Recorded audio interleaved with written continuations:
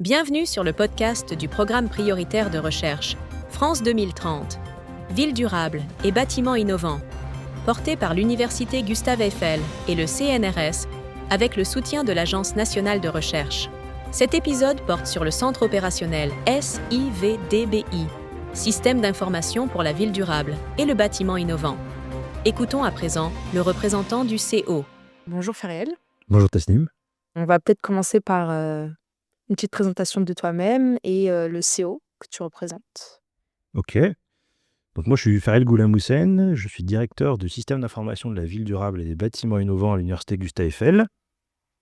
Et j'ai en charge de piloter un projet qui s'appelle Système d'information ville durable et bâtiments innovants dans le cadre du programme et équipement prioritaire de recherche éponyme qui vise finalement à faire en sorte d'avoir des données, de les croiser, d'identifier les données nécessaires pour décrire la ville et de fournir un certain nombre de méthodes en vue justement de pouvoir croiser des données hétérogènes, multi-échelles, de qualités différentes à l'échelle du territoire national d'une part, mais à des échelles qui peuvent être à l'échelle de l'unité urbaine ou à l'échelle d'une ville. Voilà. Donc en fait, tout dépend finalement des sujets que l'on va traiter en termes de recherche. Tout va dépendre des données qu'on va devoir collecter et l'objectif c'est de les croiser. Et dans cette équipe-là, système d'information, il y a plusieurs collègues, plusieurs ingénieurs de recherche. Il y a une collègue qui s'occupe d'aller faire le lien avec les collectivités territoriales, les partenaires, qui est chargée de mission écosystème data. Il y a une collègue qui s'occupe de géomatique, ingénieur de recherche en géomatique. Il y a une collègue qui est ingénieur de recherche en statistique. Il y a une collègue qui est ingénieur de recherche en analyse spatiale. Et il y a un collègue qui est plutôt designer, qui est ingénieur de recherche en data visualisation. Ok, merci. Justement, tu parles de données à croiser, mais concrètement, quelles pourraient être les données qui pourraient servir pour les projets de recherche en lien avec la ville durable et les bâtiments innovants?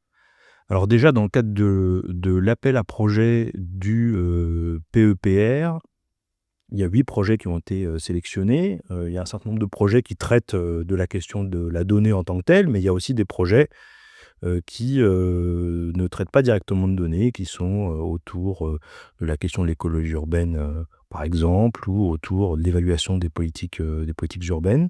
Il y a aussi deux autres centres opérationnels, un sur les modèles, un sur l'analyse des politiques publiques. Et en fait, l'ensemble de ces projets-là vont nécessairement utiliser des données qui sont à des échelles différentes, qui sont de nature différente, et parfois, et ce qui est important à mon avis, à mon avis, le sujet de notre CO, c'est d'essayer de savoir quelles sont les données qui sont manquantes en vue de décrire le territoire. Donc, on peut avoir une variété de données extrêmement vaste, à la fois des données qui sont quantitatives, qui sont issues par exemple de l'IGN qui décrivent le territoire, des données de petite échelle ou des données de grande échelle. Et d'ailleurs, on constate que sur les données de grande échelle, il nous manque des informations. Donc, quand on dit grande échelle, ça veut dire des données qui sont plutôt précises. Donc, il manque des informations. Par exemple, quand on a envie de travailler sur les îlots de chaleur urbains, il manque une description assez fine et assez précise des matériaux que constituent les façades ou les toitures. Il manque des données plutôt... On ne sait pas combien il y a de personnes qui habitent dans un immeuble, par exemple. On ne sait pas quel est le revenu d'un immeuble. Alors là, on est sur des données assez précises. Il nous manque des données de grande échelle. Donc typiquement, pour décrire la ville, il nous manque un certain nombre de données comme ça. Mais sur d'autres projets, par exemple, je pense au projet Trace qui va notamment évaluer les éco-collèges. Eh bien, il faut aller chercher les données au sein de la collectivité qui a de l'information sur les travaux qui ont été faits, dans ces collèges-là. Il faut aller chercher les données, qui ont trait aux usages de ces collèges, notamment parce que, ils ont revu, les cours, ils ont revu, les espaces et donc il y a des projets pédagogiques aussi qui ont été montés autour de ces nouveaux espaces-là. Donc, toutes ces données-là sont disponibles, et quand elles ne le sont pas, il faut aller les chercher, les remettre en qualité en vue, de les croiser au regard d'une question posée. OK, tu parles de l'hygiène, mais est-ce que, il y a d'autres acteurs qui, pour toi, pourraient être, pertinents pour, toute cette étape de fouille de données, recherche de données? Il y en a vraiment beaucoup.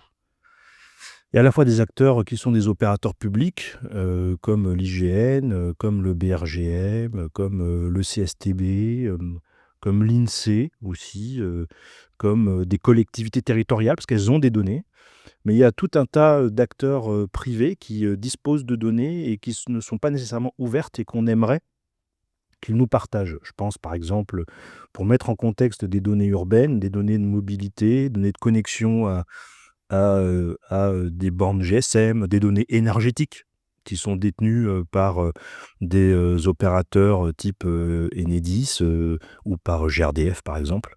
Voilà, on a beaucoup d'acteurs très variés. On a aussi des bureaux d'études qui ont des données. On a aussi des entreprises qui font, de la construction, qui ont des données bâtimentaires et ces données-là, en fait, elles ne nous sont pas directement accessibles. Donc soit on conventionne, soit on trouve des mécanismes dans lesquels on a la capacité ils ont la capacité, pardon, de partager des données dans un système de confiance, un système éthique.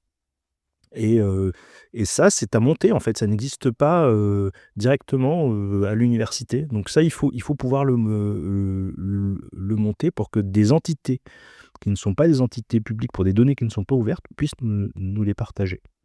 OK, donc c'est une stratégie qui, à terme, sera, une méthodologie, nationale, On espère que ça va devenir une méthodologie nationale. En tout cas, ces pratiques-là, l'objectif, c'est d'essaimer ce genre de pratiques-là en vue que ça devienne des modèles pour la recherche pour la ville en France. OK, super, et dans ce cas-là, ça c'est la grosse partie, recherche de données, mais une fois qu'on les obtient, une fois qu'on a en plus, on a déjà il y a certaines données qui sont déjà disponibles comme tu as dit, où est-ce qu'elles vont être? Comment est-ce qu'elles vont être configurées, pour que ça puisse servir au projet de recherche, par exemple? Alors, il y a plusieurs éléments que je peux évoquer dans cette réponse. La première, c'est que nous, on va mettre en œuvre une plateforme de traitement de données, de stockage et traitement de données pour les projets de recherche dans le cadre du PEPR, mais pas que, hein, ça peut être d'autres projets de recherche à l'échelle nationale dès qu'il s'agit de questions urbaines ou questions de bâtiments.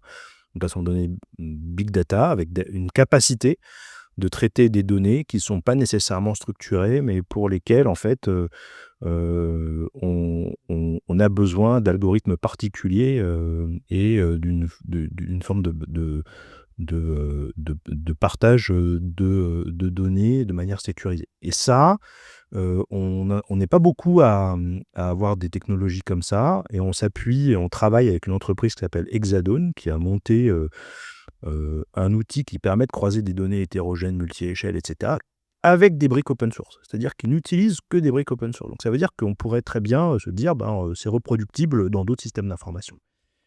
Mais on va pas stocker les données 15 fois. Il faut aussi penser à l'écologie de la donnée. Donc on essaye d'aller chercher la donnée là où elle est. Par exemple, à l'IGN, on ne va pas la stocker chez nous. On va la laisser stocker chez eux. On va avoir des flux qui vont connecter notre système d'information avec les systèmes d'information de l'IGN. On a des grandes infrastructures de recherche nationales comme Dataterra, pour lesquelles, par exemple, il est nécessaire de monter des data stores pour qu'on puisse aller chercher des données qui sont ouvertes ou qui puissent nous partager les données. On a d'autres grandes infrastructures de recherche comme Humanum, qui ont des données plutôt aux sciences humaines, pour lesquelles, en fait, il faut qu'on aille aussi chercher des données quand on nous les met à disposition.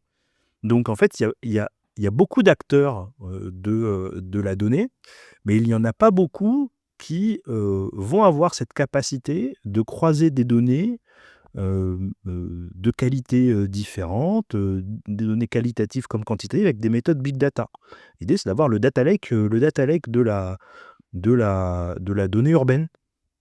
C'est ça l'objectif et donc on est en train de se doter d'un outil qui permet, de faire ça tout en permettant à l'ensemble des acteurs existants de rester sur leur périmètre, actuel, mais de pouvoir, avoir la capacité de les croiser dans un lieu qui soit un lieu de confiance à l'université Gustave Eiffel dans le cadre du PEPA.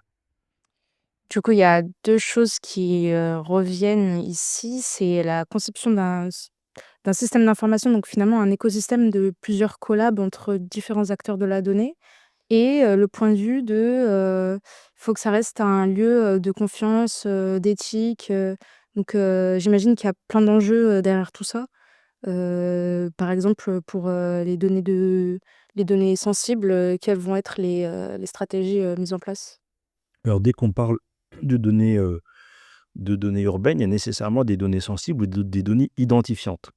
C'est-à-dire que si on arrive à obtenir une donnée qui permet d'identifier un habitat et donc une personne, eh bien, il faut pouvoir faire en sorte d'avoir une gouvernance de la donnée qui permette de l'exploiter sans pouvoir identifier directement la personne. Et donc, en cadre de la gouvernance du système d'information, on a mis en œuvre des mécanismes qui permettent justement soit de dire on a la capacité de traiter des données qui sont identifiantes, et donc on a tout un processus qui permet d'obtenir la déclaration, l'autorisation pardon, de la CNIL pour le faire, soit on pseudonymise ou on offusque des données en vue de pouvoir les utiliser dans le cadre de projets qui n'ont pas la capacité de traiter des données identifiantes.